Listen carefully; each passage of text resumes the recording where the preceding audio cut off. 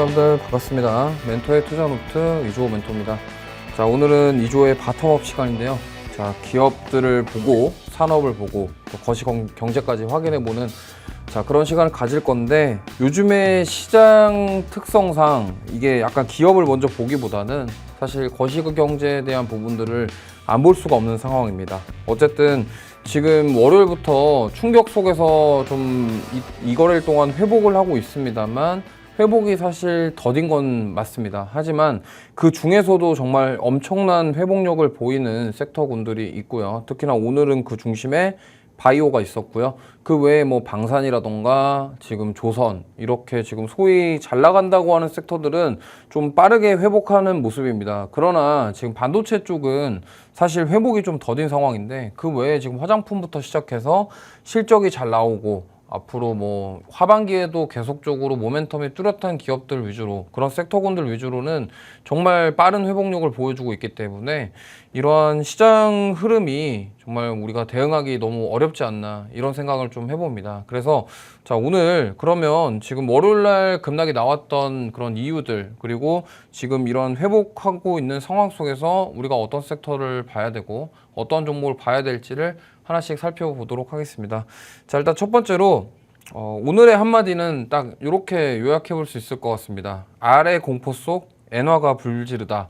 뭐 이게 무슨 말이냐면, 이제 R이라 하는 것이 이제 경기 침체를 가리키는 영어 풀네임의 이제 맨 앞 글자가 R인데, R에 대한 공포, 경기 침체 공포 속에서 엔화, 그러니까 엔캐리 청산에 대한 이슈가 계속적으로 되고 있죠. 그러다 보면서 이제 엔화가 사실 기름을 부었다, 이런 증시가 빠지는데 엔화가 좀 컸다, 뭐 이렇게 좀 한마디로 요약해 볼 수 있겠고요. 자, 그래서 지금 뭐 제 나름대로 정리를 해봤습니다. 8월 5일 국내 증시 대참사 이유들, 뭐 여러 가지가 있는데, 사실 엄청난 하락이었고, 제가 월요일 날도 뭐 말씀을 드렸습니다만, 그래도 진짜로 거의 역사에 지금 나올 법한 그런 기록이 될 만한 그런 하락이었기 때문에 사실 크게 여러 가지 이슈가 있었습니다. 경기 침체에 대한 공포, 그리고 엔캐리 트레이드, 그리고 이란 공격, 지정학적 리스크, 여러 가지 것들이 있었기 때문에 사실 뭐 어떤 하나의 이슈 때문에 급락을 했다, 이렇게보다는 여러 가지 그런 이유들이 좀 종합적으로 작용하면서 시장의 하락을 불렀다. 근데 사실 이거는 미국 증시부터 급락이 시작되었기 때문에 글로벌 증시가 전반적으로 빠지면서 국내 증시는 아예 그냥 속수무책으로 빠졌다, 이렇게 좀 말씀을 드릴 수 있겠고요. 그렇다 한다면 이제 우리가 이렇게 하락 이후에 지금 이 거래일 동안 어느 정도 회복을 하고 있긴 합니다만, 앞으로 그러면 여기서 이 하락이 끝인 것이냐, 아니면은 추가 하락 가능성도 있냐, 이거에 대해서 우리는 또 생각을 안 해볼 수가 없습니다. 왜냐면 사람이 이렇게, 인간이 한번 좀 극한의 공포를 겪게 되면은 그거에 대해서 좀 약간 대비책을 만들거나 아니면은 좀 우려스럽기 때문에, 이것 때문에 과거에 이러한 무서움이 있었기 때문에 다시 뭐 이렇게 하기에 좀 어렵다, 이렇게 생각하시는 분들이 많으실 거예요. 그럼에도 불구하고 사실은 뭐 그런 말도 있잖아요. 격언에 공포에 매수해라는 말이 있는데, 사실 지금 공포에 매수하기가 굉장히 무섭습니다. 왜냐면 공포가 2배, 3배가 될까봐 그게 가장 무서우실 건데, 제가 봤을 때는 여기서 추가 하락이 나오기에는 사실 좀 더 어렵지 않나. 왜냐면 이미 지금 극한의 하락이 나왔기 때문에 여기서 만약에 추가 하락이 나온다 그러면 진짜로 이거는 뭐 하방 지지선을 다 이탈하는 상황까지 벌어질 수가 있기 때문에, 지금 정부에서도 어쨌든 이런 증시 하락에 대해서 주시를 하고 있고, 막기 위해서 정부가 개입할 가능성이 굉장히 높다라고 저는 생각을 합니다. 그렇기 때문에 지금 뭐 반등이 일시적인 반등일 수가 있겠지만, 어쨌든 지금 매일매일 변동성이 굉장히 커요. 왜냐면 평균적으로 지수가 뭐 1% 내외로 움직였던 그런 뭐 올해 흐름들은 그랬거든요. 근데 지금 뭐 하루에 지금 몇 %씩 움직이고 있기 때문에 이 부분에 있어서 정말 뭐 잘못 대응하다가 오히려 큰 코 다칠 수 있는 그런 장이 아닐까 싶습니다. 하지만 그럼에도 불구하고 지금 많은 분들은 또 내가 어떤 섹터를 봐야 될까, 어떤 종목을 봐야 될까, 이런 고민을 하실 것이기 때문에 그에 대해서 도움이 될 만한 이야기들을 하나씩 해보도록 하겠습니다. 자, 그래서 대참사는 대참사고, 그러면 이제 어떤 섹터들 위주로 올라갈지, 그 전에 일단 그러면 어쨌든 이렇게 하락이 됐는데 이거에 대해서 좀 디테일한 이유들을 한번 살펴볼게요. 자, 그 중에서 첫 번째로 자, 엔캐리 트레이드 청산이 도대체 뭐냐? 이거에 대해서 궁금하실 분들을 위해서 오늘 간단하게 설명을 드리도록 하겠습니다. 일단 엔캐리 트레이드는 뭐냐면요. 일본이 지금 계속적으로 제로 금리를 유지를 했습니다. 근데 이제 투자자 입장에서는 이런 거예요. 일본이 금리가 낮기 때문에 일본에서 자금을 빌려가지고 그 돈을 가지고 다른 나라 고금리에다가 투자를 하는 그런 전략입니다. 사실 이거는 뭐 우리가 이름을 붙이기 나름인데 만약에 우리나라 금리가 낮다면 뭐 원캐리 트레이드 이런 말이 나왔겠죠. 근데 어쨌든 엔캐리, 엔화가 일본이 금리가 낮기 때문에 엔화를 빌려서 그거 가지고 다른 나라에 투자를 한다. 예를 들어서 이런 겁니다. 지금 일본이 예를 들어서 0.1%의 금리로 엔화를 빌릴 수가 있습니다. 그러면 일본에서 금리를 0.1%로 빌리면은 이자 자체가 0.1%이기 때문에 뭐 어떻게 보면은 빌리는 사람 입장에서는 부담이 좀 적겠죠. 그렇다 한다면 내가 이거를 가지고 빌린 돈을 미국 금리 채권에다가 투자를 합니다. 그러면은 지금 채권 같은 경우는 10년물이 4% 밑으로 떨어지긴 했지만 어쨌든 예를 들어서 3% 이자를 받는다고 쳐볼게요. 그러면 일본에서 0.1%의 금리로 돈을 빌린 다음에 이걸 가지고 미국에다가 채권에다가 투자를 하면은 그러면 나는 투자만 하고 가만히 있어도 일본 금리를 올리지 않는 이상 어떻게 됩니까? 지금 2.9%라는 이자 차익이 발생을 하게 되는 거죠. 그럼 뭐예요? 지금 미국에다가 이러한 채권에다가 투자를 해놓고 이자만 받으면 그 일본에서 발생하는 이자를 메꾸고도 나머지를 수익을 챙길 수 있다라는 거죠. 그렇기 때문에 지금 이 부분이 이제 엔캐리 트레이드라는 말인데 이제 엔캐리 트레이드 청산이 뭐냐면 그러면 이제 뭐 그동안 많은 투자자들이 이런 식으로 레버리지를 활용하거나 뭐 채권에 투자를 하면서 뭐 여러 가지 투자를 했겠죠. 어쨌든 그런 상황 속에서 일본이 갑자기 이제 금리를 올리니까 그리고 엔화 가치가 올라가니까 투자자들이 이제 갑자기 마음이 급해지기 시작한 겁니다. 그러면서 원래 0.1 금리였는데 지금 금리를 올렸죠. 그러면 만약에 지금 이런 상황에서 미국은 또 금리 인하를 한다고 하고 있어요. 그럼 예를 들면 내가 미국에 투자했던 사람이야. 일본에서 돈을 빌려서. 그러면은 미국은 금리 인하를 하고 일본은 금리를 올리네? 그러면은 뭐예요? 이게 엔캐리 트레이드를 했던 투자자들 입장에서는 이러다가 진짜 수익이 아니라 오히려 손해를 볼 수 있는 것도 염려가 되잖아요. 그러다 보니까 이제 이걸 가지고 포지션을 정리하기 시작합니다. 그러면서 이게 엔캐리 트레이드 청산이고요.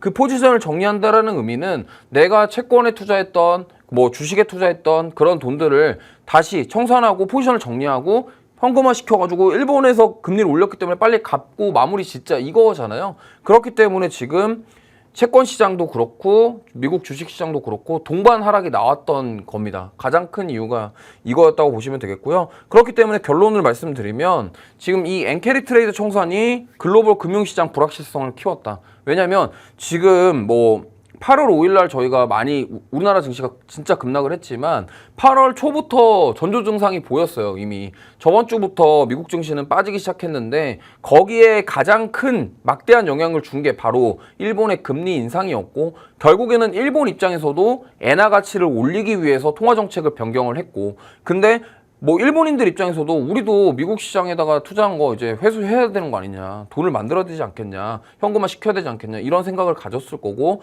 그러다 보니까 이제 뭐 일본 사람들도 미국에 투자했던 돈을 빼고 그리고 엔화를 빌려가지고 미국에 투자했던 투자자들도 돈을 빼기 때문에 극단적인 그냥 매도세가 나왔다. 좀 이렇게 보시면 되겠습니다. 뭐 엔캐리 트레이드가 뭐냐라고 하시는 분들을 위해서 좀 최대한 이해하기 쉽고 간단하게 설명을 드렸는데 그래서 뭐 중요한 건 이겁니다. 결국에는 일본에서 빌린 돈을 다른 나라에 투자를 했는데 일본이 금리를 올리니까 그 돈을 회수해가지고 다시 갚아버린다. 그러다 보니까 사려는 사람보다 갑자기 단기간에 팔려는 매도세가 많아졌기 때문에 급락이 나왔고 정말 우리가 예상하지 못했던 이러한 급락이 나왔다 이렇게 보시면 됩니다. 과거에 이런 사례들이 여러 번 있었습니다. 뭐 리먼 브라더스 때도 있었고요.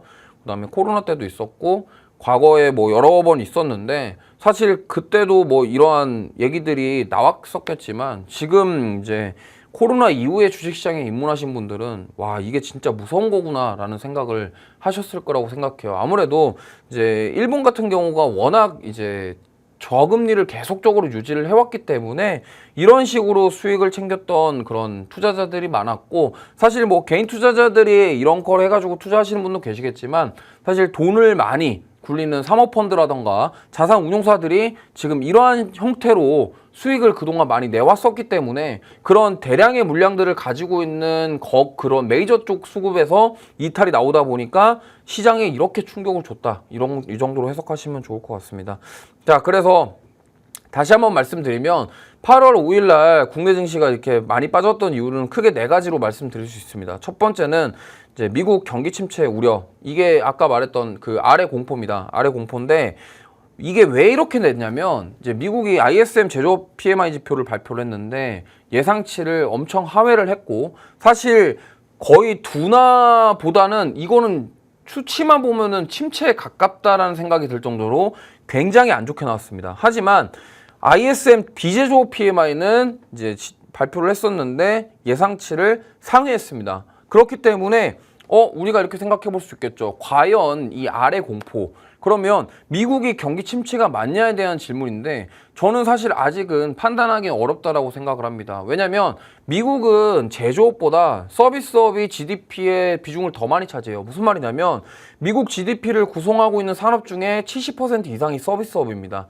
그리고 제조업 같은 경우는 사실 미국은 약해요. 그러니까 경제를 기반, 밑바탕이 될 수 있는 그런 산업 중에서 제조업이 약하기 때문에 사실 미국은 서비스업의 나라고요. 그 다음에 매그니피센트 7대 기업 중에 제조업하는 기업 딱 두 군데 있습니다. 테슬라랑 엔비디아고요. 그 외에 지금 보시면은 애플, 마이크로소프트, 아마존, 뭐 기타 등등, 메타도 그렇고요. 다 지금 보면은 다 서비스업입니다. 그들은 제조업을 해서 돈을 벌지 않아요. 다만 이제 테슬라 같은 경우는 전기차 생산 그 부분, 그 다음에 엔비디아 같은 경우도 사실은 이게 지금 제조업과 서비스업의 경계를 넘나들지만 어쨌든 엔비디아가 팔고 있는 상품들은 다 제조업, 어디 위탁 생산을 맡기긴 했지만은 제조업을 통해서 만들어지는 것이기 때문에 제조업으로 분리될 수 있겠지만 아마존이라던가 메타라던가 마이크로소프트는 확실하게 제조업이 아니다라는 것을 많은 분들이 아실 겁니다. 그렇기 때문에 그러면 이러한 경제 지표들만 봤을 때는 비제조업 PMI가 예상치를 상회했고 괜찮은데 이거를 과연 경기 침체라고 할 수 있겠냐라고 생각을 해보면 아닐 수도 있다라고 우리가 생각해 볼 수 있다라는 겁니다. 그렇기 때문에 자, 그러면 경기 침체의 우려가 왜 이렇게 크게 나왔냐면 두 번째를 보시면은 AI 수익성에 대한 불안감, 바로 저는 이 부분이라고 생각을 합니다. 왜냐면 지금 어쨌든 AI 산업으로 가는 과도기라고 우리가 생각을 해봤을 때, 그렇다고 한다면 지금 반도체가 많이 필요해요. 그러면 제조업이 활발하게 이루어져야 되는데 사실 미국에서는 제가 아까도 말씀드렸지만 제조업을 이 둔화되고 있어요. 그 말인즉슨 뭐냐면 미국 사람들은 제조업에서 일하는 걸 싫어한다라는 겁니다. 무슨 말이냐? 뭐 공장에 들어가서 사실 방진복도 입어야 되고요. 그런 쪽에서 그런 것들을 미국 사람들은 안 하려고 한다. 그럼 뭐예요? 지금 인텔 같은 경우가 주가가 급락했던 이유가 뭐 여러 가지가 있겠지만 뭐 그런 수익이라던가 영업이익이라던가 매출에 대한 부진도 있겠지만 저렇게까지 빠졌던 이유 중에 하나가 그 직원들을 해고시킨다라는 이슈가 있어요. 그럼 뭐예요? 인텔이 지금 직원을 해고시킨다라는 의미는 수익성, 매출 이런 것도 존재하지만 지금 미국 내에서 제조업이 사실 불황이다라고 우리가 볼 수 있다라는 겁니다. 그렇기 때문에 근데 그러면 지금 인텔이 그러면 이러한 AI 반도체 파운드리에서 차지하는 비중이 크냐? 또 그건 아니에요. 그렇기 때문에 대부분 지금 미국 빅테크 기업들은 TSMC에 다 맡기고 있고 우리나라 삼성전자가 2등이죠. 그렇기 때문에 그럼 미국이 아닌 다른 나라를 통해서 지금 제조업을 해가고 있기 때문에 이것만 본다고 한다면 미국 입장에서는 둔화가 되는 게 맞고 이게 제조업 경기가 안 좋다라는 건 맞지만 그게 지금 서비스업이 메인이기 때문에 이걸 가지고 저는 평가를 했다?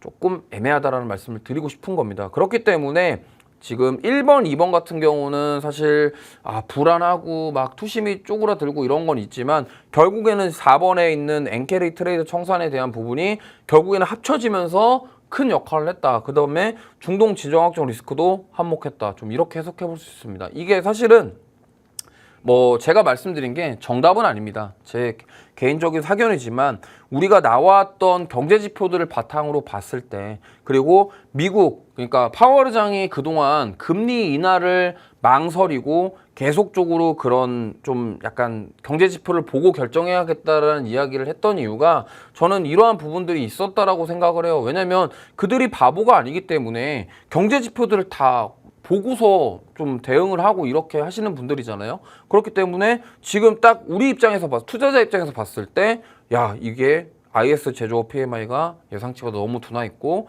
인텔 주가 급락 나오고 이러니까, 야, 이거 이제 진짜 AI 수익성 끝난 거 아니야? 이렇게 생각할 수 있다라는 거죠. 근데 막상 지켜보니까 아, 이게 너무 과도하게 겁먹고 매도한 거 아니냐, 이런 생각도 우리가 해볼 수 있다라는 거기 때문에 이게 앞으로 어떻게 될지는 아직 몰라요. 하지만 제가 봤을 때는 지금 마이크로소프트라던가 아마존에서는 이 데이터 센터, 그러니까 4차 산업으로 가기 위한 이러한 서버단 그리고 클라우드 서비스 이런 부분에 저는 투자를 계속 하고 있다라고 보고 있고, 앞으로도 돈을 더 투여해서 분명히 이쪽 시장에서 입지를 다지기 위해서 노력할 것이다. 그렇다고 한다면 지금 미국의 서비스업은 아직 견조한 흐름을 보이고 있기 때문에 지금 우리가 당장 여기서 겁먹을 거는 결국은 이겁니다. AI 관련해서 너무 주가가 많이 올랐구나. 그렇기 때문에 조정이 나올 수도 있겠구나. 근데 실제로 그게 현실화가 됐고, 그렇다고 한다면 이러한 뭐 이슈를 털어내고 다시 반등한다고 한다면 상승할 수 있는 여력은 충분하다. 왜? 삼성전자랑 SK하이닉스가 실적이 안 좋아서 기업에 뭔가 문제가 있어서 주가가 빠진 게 절대 아니에요. 그러면 이 외부적인 이슈로 빠졌기 때문에 앞으로 만약에 하반기에 다시 SK하이닉스와 삼성전자가 HBM이라던가 이런 D램이랑 낸드플래시 이쪽 레거시 반도체 쪽과 여러 가지 것들이 회복이 된다고 한다면 저는 충분히 상승이 나올 수 있다, 이렇게 생각합니다. 좀 얘기가 좀 길었는데요. 자, 그래서 오늘 좀 저는 이 얘기를 하고 싶습니다. 자, 우리가 시장이 이번 주에 이렇게 빠졌는데 오늘 52주 신고가를 경신한 종목이 하나 있습니다. 바로 코스피 시총 4위에 차지하고 있는 바로 삼성바이오로직스인데요. 회복력이 정말 어마무시합니다. 무슨 말이냐면 이 사실 월요일날 삼성바이오로직스가 종가에, 그러니까 밑꼬리 달고 말아 올리면서 종가에 마이너스 2%로 마감했어요. 그러니까 이게 삼성바이오로직스가 지금 시장 코스피 지수가 거의 마이너스 10%까지 갔을 때 빠졌다가 다시 회복을 그만큼 빨리 했다라는 거고요. 그렇기 때문에 그런 상황에서 지금 화요일, 수요일 이 거래일 동안 지수가 반등 나오면서 같이 올랐는데 이 종목 오히려 신고가를 경신했다. 그럼 뭐예요? 바이오 섹터 자체가 지금 시장보다 굉장히 강하다라는 것을 우리는 알 수 있어요. 그렇기 때문에 오늘 외국인과 기관들이 매수한 종목들을 보시면요, 바이오 종목들이 굉장히 많습니다. 보시면은 셀트리온 기관 순매수 1위, 저기 4등에 삼성바이오로직스 있죠. 일단 두 개만 보더라도 지금 뭐 강하다 볼 수 있고, 외국인 같은 경우도 셀트리온이랑 삼성바이오로직스 많이 사주는 모습이 나왔습니다. 그리고 저기 코스닥의 시가총액 상위 보면은 알테오젠, HLB, 삼천전제약 저거 다 바이오죠. 오늘 다 양봉 만들어주면서 끝냈습니다. 그렇기 때문에 지금 우리가 이 시장에서 봐야 될 섹터, 물론 조선, 방산 다 좋지만 그 중에서도 회복력이 가장 좋은 바이오 섹터를 오늘 말씀드릴 거니까 끝까지 봐주시고요. 자, 그래서 오늘 코스피 상황입니다. 코스피 상황인데 참 진짜 그렇습니다. 이게 좀 빠진 거 대비해서 너무 못 올랐다. 솔직히 그렇죠. 2600은 회복해야 되지 않겠냐, 이런 생각 많이 하셨을 텐데 뭐 이번 주 아직 며칠 남아 있으니까 좀 반등하기를 기대해 보고요. 이게 사실은 8월 1일에 2800선이었거든요. 근데 이게 지금 단 3거래일 만에 500포인트 빠지고 그 다음에 저 올라왔는데 끽해봐야 200포인트밖에 못 올라왔단 말이에요. 그럼 나머지 300포인트는 어디 갔냐? 뭐 모르겠습니다. 그래서 이게 얼마나 더 올라갈지 또 빠르게 회복할 수 있을지는 모르겠습니다만 어쨌든 누군가는 이 공포가 끝나지 않았다라고 생각을 하고 있기 때문에 추가 하락 가능성도 있다. 그렇다고 한다면 시장이 이런 공포 속에서 벌벌 떨 때 시장보다 강한 섹터들을 집중해보자. 좀 이 말씀을 드리겠고요. 자, 그 다음 코스닥입니다. 코스닥도 마찬가지예요. 뭐 그냥 순식간에 그냥 800에서 672까지 갔다가 조금 올라왔습니다. 조금 올라왔는데 참 만족할 만한 그런 상승은 아닙니다. 하지만 그래도 이런 공포 속에서 사실 뭐 이렇게 생각하시면 돼요. 우리나라가 문제가 있다. 옛날에 그 IMF처럼 우리나라에 문제가 있어서 그게 뭔가 잘못돼서 지금 빠지는 거면은 사실 저도 이런 뭐 희망적인 얘기를 좀 못 드리겠습니다만, 그래도 지금 우리나라 기업들이 수출을 잘하고 돈을 잘 벌고 이런 기업들이 아직도 많이 있기 때문에, 그렇다 한다면 지금 어쨌든 이러한 부분들을 해소하면서 반등이 나오면서 회복할 수 있다. 이렇게 말씀을 드리겠습니다. 자, 그래서 저와 함께 하실 분들은 여기 QR코드로 입장하시면요, 소통도 뭐 하시면서 좀 여러 가지 도움되는 인사이트 받아 가실 수 있다라는 점 참고하시고요. 자, 그러면 잠깐 쉬었다가 와서 이제 섹터들 이야기 해보도록 하겠습니다.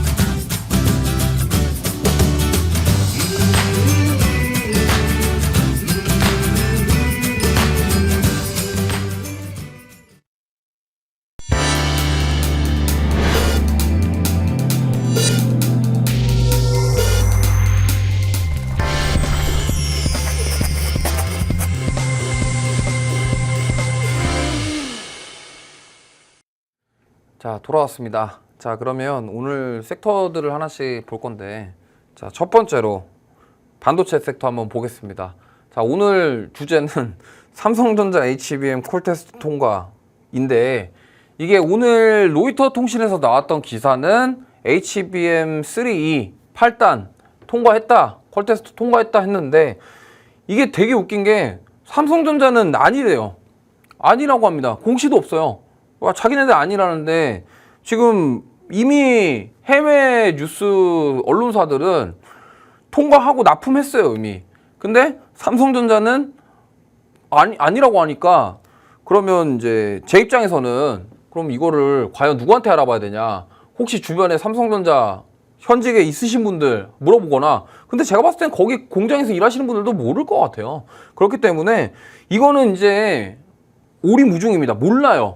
그래서 그렇기 때문에 주가는 이미 올라왔는데, 지금 많은 분들은 삼성전자 이미 퀄 테스트 통과했고 지금 이미 12단까지 가고 있어요. 이미 투자자분들은. 그렇기 때문에 뭐 이거를 이게 맞냐 안 맞냐라고 얘기하는 게 중요한 게 아니라, 지금 제가 봤을 때는 뭐 가격적인 측면에서 워낙 지금 많이 단기간에 눌려서 메리트가 있다 보니까 이거에 대한 수급들이 들어온 것이 아니냐, 저는 그렇게 생각을 하고 있고, 사실 저 뉴스가 나왔을 때 아까 하이닉스는 빠졌었거든요.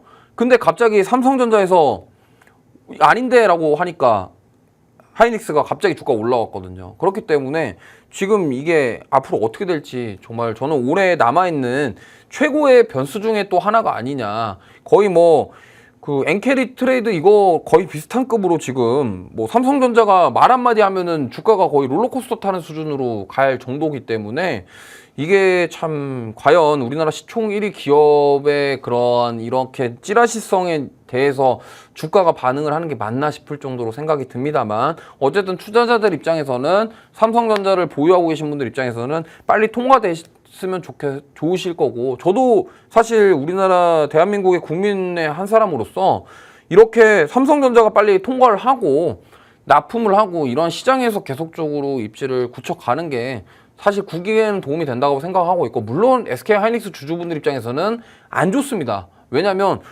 SK하이닉스 주주분들은 우리 회사, 그러니까 내가 투자한 회사가 HBM을 독점해야 돼 이건데, 삼성전자 투자자분들은 이거 빨리 삼성 안 하냐 이거고, 그러면은 이제 어쨌든 양쪽에서 좀 계속 침투를 하다 보면은 둘이서 서로 나눠 먹기가 되는 그런 구조잖아요. 근데 그럼에도 불구하고 나라의 국익을 위해서는 저는 어쨌든 이 마이크론의 물량을 삼성전자와 하이닉스가 다 뺏어와야 된다라고 저는 생각을 합니다. 그렇지만 뭐 물론 뭐 그런 과정 속에서 어려움이 있겠지만 어쨌든 지금 현재로서는 삼성전자가 통과하면은 하이닉스는 그동안 이것 때문에 주가가 많이 올랐기 때문에 그거에 의해서 또 추가 조정이 나올 수도 있다라는 점을 꼭 염두에 두시기 바랍니다. 자, 그래서 삼성전자 차트 보면요. 뭐 역시나 많이 빠졌습니다. 7만 원 진짜 안 깨고 지키면서 그래도 그나마 반등이 좀 나왔는데 사실 뭐 이거를 어떻게 해석해야 될지는 저도 이제는 모르겠어요. 왜냐면 워낙 계속적으로 뭐 맞냐 아니냐에 대한 썰이 너무 많기 때문에 지금 뭐 이거를 뭐 투자의 입장에서 본다고 한다면 당연한 것은 뭡니까? 7월 중순에 고점이 88,800원이었습니다. 그거 대비해서 지금 굉장히 단기간에 많이 빠졌기 때문에 뭐 보시면 좋을 것 같고, 물론 뭐 이런 말씀 하시는 분들도 계실 것 같아요.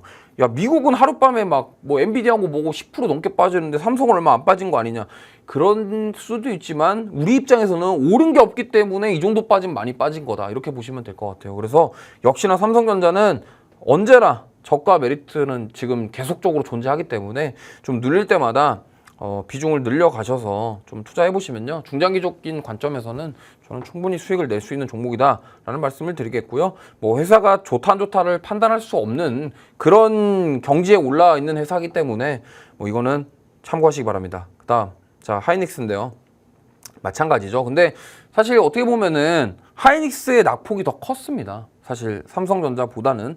그렇지만 뭐 여러 가지 이유가 있죠. 그래, 하이닉스가 낙폭이 더 컸던 이유는 삼성전자보다 많이 올랐고, 그리고 HBM을 먼저 공급한다 뭐 이런 얘기가 있었는데 지금 뭐 엔비디아에 대한 그런 잡음들 나오고 있죠. 그 다음에 이 부분들 AI에 대한 수익성, 그러면 예를 들어서 지금까지는 하이닉스가 잘 공급을 했는데 만약에 AI 산업에 대한 수익성이 좀 안 좋아서 뭐 엔비디아라던가 AI 쪽 사업을 하고 있는 빅테크 기업들이 갑자기 투자 규모를 축소한다던가 뭐 이렇게 선회를 해버리면은 하이닉스가 그때 가서 좀 빠지는 거는 좀 이해가 되는데, 저는 아직은 지레 겁먹고 좀 많이 빠지지 않았나 이렇게 생각합니다. 역시나 하이닉스 제가 월요일날도 말씀드렸지만 월요일날 15만 1,600원 찍고 지금 반등이 나왔죠. 그렇기 때문에 앞으로도 기술적인 반등을 충분히 노려볼 수 있는 구간이다라는 점. 근데 이게 아예 추세를 돌려가지고 다시금 24만 원까지 갈 수 있냐에 대한 부분은 저는 아직 글쎄요입니다. 그렇기 때문에 단기적으로 지금 19만 원에서 20만 원까지는 반등이 충분히 나온다라고 보고 있거든요. 그래서 참고하시면서 대응해 보시면 좋겠고, 자, 그 다음에 이제 이오테크닉스인데 이오테크닉스 왜 갖고 왔냐? 제가 말씀을 드렸던 종목이기 때문이죠. 그래서 좀 답답하신 분들 많으실 건데 사실 이 종목이 오늘 올라왔지만 결국엔 이오테크닉스가 살아나려면요, 삼성전자에서 확실히 공시해줘야 돼요. 공시해주고 이거에 대한 실적에 대한 부분들이 나와줘야 되고, 그리고 또 중요한 게 있습니다. 만약에 삼성전자가 8단 12단 하는데 거기에 한미반도체 장비 쓴다 이래버리면 이제 이오테크스는 이제 거의 이제 설 데가 없어요. 그렇기 때문에 그거는 거의 최악의 시나리오지만 어쨌든 제가 봤을 때는 거기까지는 안 갈 것 같거든요. 왜냐면 삼성전자가 만약에 한미반도체 장비를 썼으면 이미 통과를 했을 거라고 생각해요. 왜냐면 방식 자체가 다르기 때문에 그 지금 삼성전자와 하이닉스의 그런 HBM을 구현하는 그런 방식이 다르기 때문에 저는 이건 제가 여러 번 말씀드렸지만 시간이 많이 걸린다라는 측면에서 좀 보고 있다, 이렇게 보시면 되겠고, 그런 관점에서 봤을 때 이오테크닉스 역시도 좀 가격적인 메리트는 계속적으로 있고, 여기가 하고 있는 사업 자체가 뭐 어쨌든 후공정 레이저 커팅이랑 이런 쪽 드릴러 하는 쪽 사업을 하고 있는데 결국에는 그 깎아내는 방식의 차이거든요. 그러니까 한미반도체에서 만들고 있는 장비는 TC 본더라는 장비는 어쨌든 잘라내는데 그 특화되어 있는 장비인데 이 이오테크닉스는 커팅이에요. 그러니까 방식이 달라요. 그러니까 커팅은 뭐냐면, 그러니까 이게 눌러가지고 앞찾기 같은처럼 눌러가지고 증착시키면서 잘라내는 게 아니라 커팅을 딱딱딱딱 한다라는 얘기거든요. 그렇기 때문에 그 방식에 대한 차이가 있다라는 점을 참고하셔서 이오테크닉스는 사실 결국엔 삼성전자의 손에 좀 달려있다, 이렇게 보시면 좋을 것 같습니다. 자, 그래서 첫 번째 섹터 반도체 얘기를 했고요. 사실 반도체는 지금 회복이 더딘 이유 중에 하나는 이거라고 보시면 됩니다. 지금 미국에서 제조업 PMI 둔화에 대한 부분들이 지금 반도체에 고스란히 영향을 받는 거예요. 왜냐하면 AI 수익성에 대한 악화, 그런 것들이 지금 경기 침체 그 아래 공포가 나왔던 이유가 바로 AI 수익성 악화, 제조업 중에 핵심이 반도체, 이게 도미노처럼 이어지면서 삼성전자, 하이닉스, 우리나라 소부장단까지 영향을 받은 거거든요. 그렇다 한다면 그 부분이 올라와 주려면 결국엔 미국 쪽에서 뭔가 AI 쪽으로 앞으로 돈이 된다라는 얘기가 나오거나 아니면 거기서 뭔가 계속적으로 투자를 한다는 얘기가 나와야지 좀 탄력적으로 반등이 나올 것이다. 이렇게 보시면 되겠습니다. 자, 두 번째 섹터 얘기할게요. 바이오입니다. 바이오고요. 지수 급락에도 엄청난 회복력. 아까 삼성바이오로직스 말씀을 드렸죠. 삼성바이오로직스 말고 다른 종목들도 한번 보겠습니다. 첫 번째 알테오젠입니다. 이 종목도 진짜 끝없이 잘 버팁니다. 뭐 이게 안 빠져요. 진짜 싸게 사고 싶은데 이 정도 오면은 좀 사고 싶다 하시는 분들 많으실 건데 안 빠져요. 그러니까 25만 원 찍고 귀신같이 반등했거든요. 근데 오늘도 또 상승이 나왔습니다. 이 정도면요 거의 빠진 게 아닌 수준이거든요. 그렇기 때문에 지금 알테오젠은 뭐 우리나라 바이오시밀러계에 거의 1등을 달리고 있을 정도로 지금 뭐 사실은 삼성바이오 에피스가 저는 1등인 같은데 뭐 그거 제외하고 지금 알테오젠이 뒤추격을 많이 열심히 하고 있다. 이렇게 보시면 되겠고요. 자, 그 다음에 셀트리온입니다. 자, 오늘 셀트리온 굉장히 많은 상승이 나왔는데 오늘 실적 발표도 있었고요. 실적 영업이익이랑 순이익은 좀 안 좋게 나왔습니다만 매출에 대한 부분들 그리고 이제 하반기부터 미국에서 판매하고 있는 진펜트라 SC 그 부분이 저는 뭐 괜찮다라고 저도 저번 방송에서 말씀을 드렸습니다. 그렇기 때문에 셀트리온은 오늘 거래량 동반하면서 저는 의미 있는 반등이 나왔다라고 생각을 하고 있고요. 만약에 이 진펜트라에 대한 매출이 계속적으로 가시화된다고 한다면 추가 상승 여력 충분히 있고요. 돈을 벌고 있는 회사고 우리나라 코스피 시총 7위인 기업입니다. 그렇기 때문에 역시나 대형주 중에 바이오 보시는 분들 뭐 삼성바이오로직스뿐만이 아니라 셀트리온도 우리 바이오시밀러 쪽으로 좀 앞으로 계속 약진하고 있는 기업이기 때문에 보시면 좋겠다라는 말씀 드리겠습니다. 자, 그 다음 ST팜인데 사실 이 종목은 제가 고민을 하다가 넣었는데 사실 ST팜 같은 경우는 CDMO 쪽 사업을 하고 있죠. 근데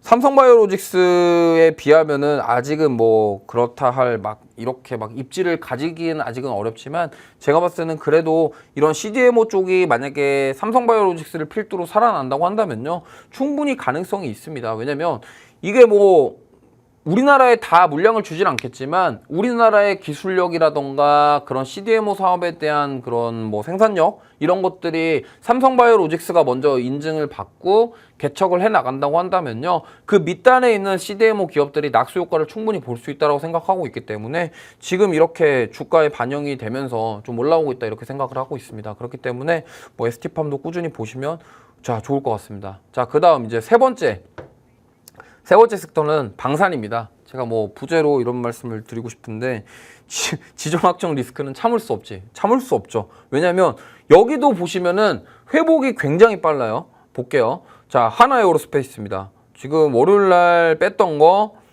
그대로 회복했어요. 물론 어제 조금 방산 쪽 쉬어가긴 했는데 그대로 회복했습니다. 사실은 이 방산 쪽은요, 뭐 워낙 지금 뭐 실적이라던가 이런 수출에 대한 부분들이 모멘텀이 너무들 많이 얘기를 했고 사실 하나에어로스페이스는 뭐 K9 자주포에 대한 부분만 해도 엄청납니다. 그게 사실은 이 군수 사업을 하고 있는 기업들은요 국가 사업과 연결이 안 될 수가 없어요. 왜냐하면 이 국방이라던가 무기 이러한 쪽은요 개인이 뭔가를 사가지고 소유를 할 수 있는 그런 게 아니에요. 어떤 나라든 이거는 마찬가지입니다. 그렇기 때문에 나라에서 주도를 해서 수출하고 있고 거기에 지금 그 핵심 자주포를 만들고 있는 기업이기 때문에 여기는 주가가 이렇게 지금 시장이 빠지더라도 지금 계속적으로 뭐 이스라엘, 이란, 뭐 러시아, 우크라이나 지정학적 리스크가 계속되고 있는 상황에서 반등이 나올 수밖에 없는 그런 구조다 이렇게 보시면 되겠고요.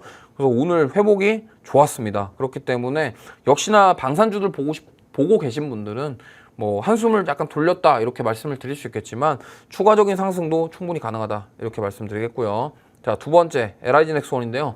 여기도 마찬가지입니다. 물론 이제 7월 중순 이후부터 좀 많이 빠지긴 했습니다만 회복력이 강해요. 그러니까 무슨 말이냐면 빠지고 나서 올라올 때 이렇게 지수보다 강하게 치고 올라오는 종목군들은 힘이 좋은 거예요. 특히나 이제 LIG 넥스원은 뭐 웨어러블 로봇 사업과 연결고리도 있지만 지금 미국의 천공이라는 유도 무기에 대한 부분 모멘텀이 있습니다. 미국에 납품을 하고 있는 그 천공이라는 무기인데요. 그 부분에 대해서 지금 부각을 받고 있기 때문에 역시나 근데 가격적인 메리트는 저는 하나에어로스페이스보다 LIG 넥스원이 조금 더 좋지 않나. 왜냐면 단기간에 좀 많이 조정을 받았기 때문에 가격적인 메리트는 있다라는 점 참고하시면 좋겠고요.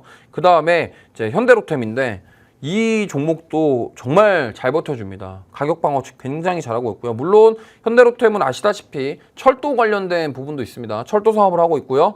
그 외에도 이제 K2 전차를 메인으로 수출을 하고 있는 그런 기업인데 사실 만약에 러시아 우크라이나가 종전이 되면은 거기에 철도를 깔아야 되고 철도를 놔야 되니까 이게 또 재건 쪽이랑도 엮일 수가 있고 그리고 노템 같은 경우는 K2 전차를 폴란드에 지금 계속적으로 수출을 하고 있기 때문에 이 부분들이 지금 사실은 부각이 된다 이렇게 보시면 될 것 같아요. 그래서 3대장, 방산 3대장들의 흐름은 거의 비슷합니다. 지금 뭐 역시나 주가가 빠지더라도 정말 탄력적으로 회복이 나오고 있고요. 뭐 여기서 더 이상 눌릴 거가 보이지 않을 정도로 좀 회복이 빠르고 있기 때문에 앞으로 하반기에도 이런 방산 모멘텀은 계속 된다라는 점 참고하시면서 보시면 되겠고요. 사실 지금까지는 이제 방산 3대장 말씀드렸는데 자 4대장이라고 요즘에 떠오르는 종목이 하나 있습니다. 바로 한국항공우주입니다. 이제 여기 같은 경우는 이제 F-50 전투기 비행기 관련해서 폴란드에 여기도 수출 그런 게 있어요. 그러다 보니까 이 부분들이 어쨌든 지금 올해 본격적으로 실적에 반영이 되고요. 그 다음에 한국항공우주는 아시겠지만은 우주항공이랑도 절대적으로 연결고리가 있습니다. 그렇기 때문에 이 부분 이제 그동안 방산 3대장들은 정말 주가가 많이 올랐다. 근데 그에 비해서 한국항공우주는 4대장으로 불릴 만한 종목인데 사실은 많이 못 올랐기 때문에 요번에 2분기 실적도 잘 나왔고 앞으로도 좋은 흐름 나올 가능성이 높다라는 점 꼭 참고하시면서 대응해 보시면 좋겠습니다. 자, 오늘은요. 아까도 제가 바이오 얘기했는데 오늘은 바이오 얘기를 조금 더 할 겁니다. 바이오 얘기를 좀 더 할 건데 제가 이거는 지난번에도 한번 말씀드렸지만요. 오늘 한 번 더 강조를 드리는 이유가 있어요. 꼭 알고 계셔야 되는 내용이다라는 점을 꼭 인지를 하시면서 보시면 좋겠고 자 결국에는 CMO, 생물보안법 이거를 우리가 얘기를 안 할 수가 없는데 뭐 간단하게 설명을 드리면요. 결국에는 생물보안법이 뭐냐면 중국을 규제하기 위한 민주당이 발의한 법안입니다. 근데 이게 지금 생물보안법이 통과될 가능성이 매우 높다고 해요. 그 이유는 뭐냐면 일단 민주당에서 발의한 법안이기 때문에 만약에 미국 대선이 민주당의 승리로 끝난다. 뭐 해리스가 대통령이 됐을 때 그 법안을 철폐할 이유가 전혀 없어요. 그러면 생물보안법이 통과되면은 그 반사이익을 삼성바이오로직스가 누릴 수 있지 않을까에 대한 부분들. 근데 반대로 생각해 봤을 때 트럼프가 됐다. 근데 트럼프가 됐는데 트럼프도 지금 중국을 규제하려는 생각이 굉장히 강한 사람이죠. 특히나 뭐 60에서 100% 관세를 부과한다고 하는 사람이 이 생물보안법을 굳이 철회할 이유가 없어 보입니다. 그렇기 때문에 바이든이 이제 사퇴하고 해리스가 되든 트럼프가 되든 생물보안법이 통과가 된다고 한다면 이거는 이쪽 섹터에 정말 좋은 그런 상황이다 이렇게 말씀드리겠고요. 제가 이것도 앞서 한번 보여드렸는데 지금 어쨌든 미국에서 이제 생산을 활동을 하고 있는 그 우시바이오로직스라는 중국 CDMO 기업이 있습니다.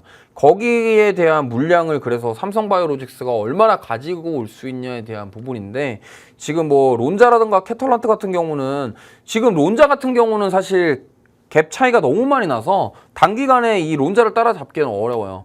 근데 캐털란트는 지금 이게 오른쪽에 보이는 그림이 22년도 기준이기 때문에 지금 우시바이오로직스랑 삼성바이오로직스가 굉장히 많이 따라잡았다고 합니다. 그렇기 때문에 여기서 만약에 삼성바이오로직스가 이 생물보안법 통과하고 나서 2위로 올라간다. 그러면은 여기서 벌어들일 수 있는 그 돈 자체가 어마무시합니다. 그렇기 때문에 저는 삼성바이오로직스가 지금 저는 승부를 걸었다라고 생각을 하고 있고 그리고 지금 5공장 내년부터 돌아가는데 지금 6에서 8공장까지 이미 만들 계획을 하고 있어요. 그러면 생산량 자체를 지금 캐파를 엄청나게 올리겠다라는 거고, 결국에는 이거 지금 삼성바이오로직스가 미국 땅에서 벌어지는 이 전쟁에서 승리를 하겠다. 거의 뭐 지금 파리올림픽에서 우리나라 선수들이 열심히 금메달 따듯이 지금 삼성바이오로직스도 거기서 한번 우리가 이 시장을 한번 흔들어 보겠다. 저는 이 생각을 하고 있다라고 생각을 합니다. 그렇기 때문에 지금 뭐 신고가를 경신한 이러한 삼성바이오로직스의 주가가 지금 과연 비싼 거냐, 이거에 대해서 얘기를 한다면 저는 아직 상단으로 올라갈 수 있는 공간은 더 열려 있다라고 생각을 하고 있습니다. 그렇기 때문에 보시면 좋겠고, 뭐 설비에 대한 부분도 지금 삼성바이오로직스가 굉장히 우세합니다. 지금 뭐 생산량 자체가 지금 굉장히 크고요.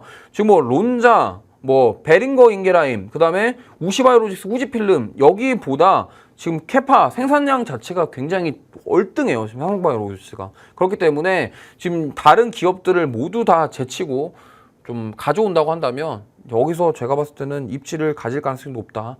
그 다음에 오늘 뭐 어젠가 뉴스가 나왔는데 삼성바이오로직스가 무슨 미국 비영리 단체인 거기에 이제 가입을 했다고 합니다. 거기에 이제 글로벌 빅파마들이 많이 들어가 있는 그런 곳인데, 뭐 영어 이름이 갑자기 생각이 안 나는데 어쨌든 그래서 지금 화면 한번 띄워주시죠. PSCI 가입을 했답니다. 저게 이제 국내 CDMO 기업 최초인데, 저기가 뭐냐면 약간 비영리 단체예요. 그리고 여기가 ESG 경영을 하고 있는 제약바이오 기업들이 모여있는 그런 협회입니다. 근데 삼성바이오로직스가 저기를 왜 가입했을까를 가만히 생각해보면요, 뭐겠습니까? 이 글로벌 빅파마 사들과 좀 모임을 가져서 좀 자기네 우리 CDMO 영업도 하고 우리 걸 좀 쓰면 어떻겠냐에 대한 부분들을 좀 편하게 조금 더 접근해서 이야기를 할 수 있겠죠. 그렇기 때문에 저런 비영리 단체에 가입했다라는 것 자체만으로도 저는 삼성바이오로직스는 이미 승부를 걸었다, 이렇게 말씀을 드리겠고, 자, 뭐 캐파 증설 계획도 굉장히 지금 뭐 큽니다. 지금 뭐 삼성바이오로직스가 큰데 지금 저는 좀 약간 걱정되는 게 일본이에요. 후지가 지금 28년도까지 이 캐파를 그냥 어마무시하게 늘릴 예정이라고 합니다. 지금 뭐 흔히 이건 개인적인 사견입니다만 지금 일본이 금리 인상하는 게 투자했던 돈 걷어들여갖고 지금 자기네 나라 뭔가 하려고 하는 것 같거든요. 근데 공교롭게도 후지필름이 일본 기업인데 지금 여기 CDMO 캐파를 엄청나게 늘리려고 하고 있어요. 그 말의 즉슨 뭐냐면 지금 일본이 우리가 이제 내수 경제로 그동안 살았지만 앞으로는 나가야 된다라고 생각을 하고 있다. 뭐 이건 제 개인적인 사견인데, 그렇기 때문에 우리 삼성바이오로직스가 원래 이런 한일전 하면은 무조건 이겨야 되거든요. 그렇기 때문에 이런 것도 우리 삼성이 이겨야 됩니다. 그래서 우리 투자자분들께서는 삼성바이오로직스를 응원하자라는 그런 이상한 말씀을 좀 드리면서 넘어가겠습니다. 자, 그 다음에 CDMO 매출 추이 전망인데 지금 뭐 꾸준하게 우상향하고 있습니다. 지금 매출, 뭐 순이익 이런 것들이 컨센서스상 지금 줄어드는 기업이 한 군데도 없어요. 무슨 말이냐면 이 CDMO 시장 자체가 굉장히 크고요. 사람들은 이제 계속 뭐 몸이 안 좋거나 이러면 자꾸 이제 약을 찾아요. 왜? 코로나 때 하도 많이 겪어서 지금 뭐 일단은 뭐 어디가 아프고 이러면은 일단 약에 대한 그 부분들을 좀 사람들이 많이 찾게 되어 있습니다. 그리고 헬스케어에 대한 그런 것들이 인식이 많이 바뀌었기 때문에 지금 그렇잖아요. 옛날에 저희 아버지 세대, 할아버지 세대들 보면은 어디가 아프면은 병원에 안 가고 그냥 좀 지나면 낫겠지 이거잖아요. 요즘에는 그런 거 없습니다. 아프면 일단 가야 돼요, 병원에. 뭐라도 가서 진단을 받고 검사를 해야 겁이 안 나요.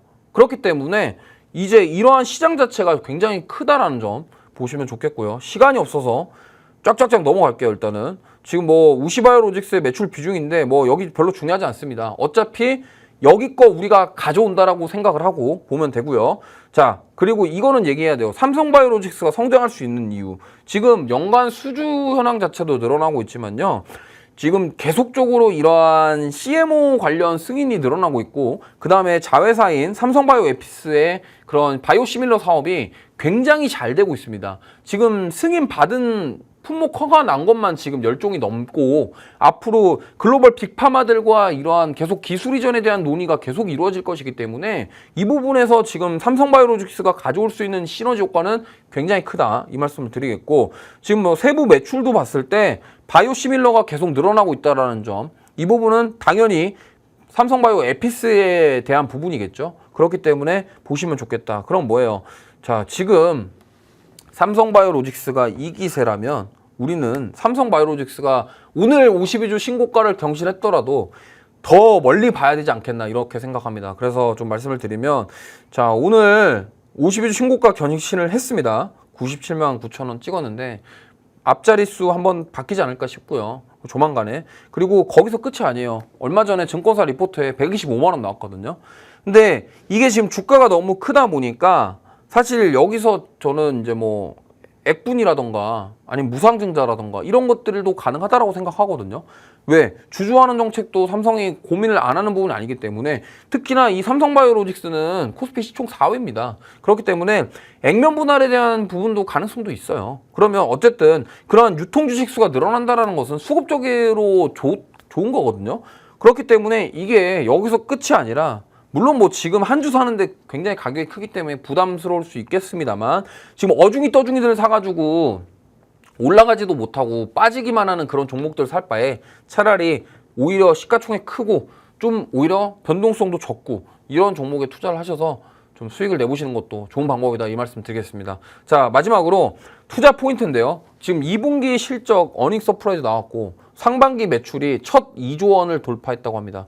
자, 하반기도 이만큼 더 못한다 이런 법이 아니라 저는 더 할 수 있다라고 생각하고 있고요. 그 다음에 올해 ADC 공장 가동이랑 그 다음에 5공장이 내년 4월에 가동 목표예요.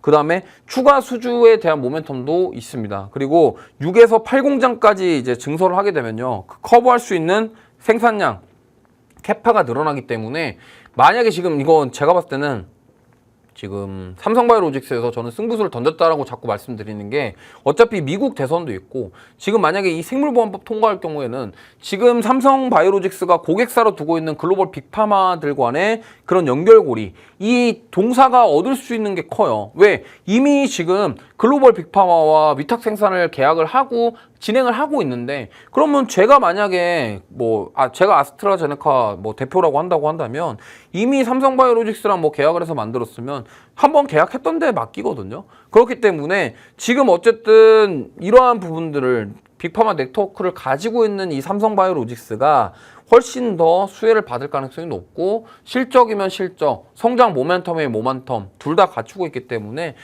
꾸준히 저는 보시면 좋은 결과 있지 않을까. 그럼에도 가격이 너무 세요. 그러면 아까 말씀드렸던 ST팜이라던가 여러 다른 그 하위단에 있는 종목들이 대안이 될 수도 있고, 또 아까도 말씀드렸던 셀트리온이 좀 대안이 될 수도 있겠지만, 저는 지금 이 글로벌 CDMO 이런 분야의 패권을 가져올 수 있는 그 선봉에서 역할을 하고 있는 삼성바이오로직스가 지금 가격적으로 고점이긴 하지만 여기서 저는 끝이 아니다, 이 말씀을 좀 드리겠습니다.